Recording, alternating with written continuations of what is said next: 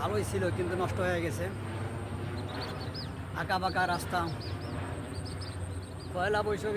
পয়লা বৈশাখ উপলক্ষে আমি আপনাদের কাছে এটাই উপহার দিলাম। সবুজ খেতে এসেছিলাম সবুজ জায়গা দেখার জন্য, কিন্তু এসে দেখি সব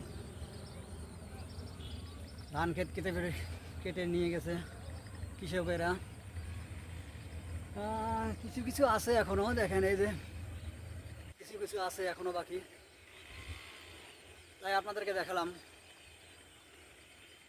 এই যে কিছু কিছু কেটে নিয়েছে আর কিছু কিছু আছে বাকি।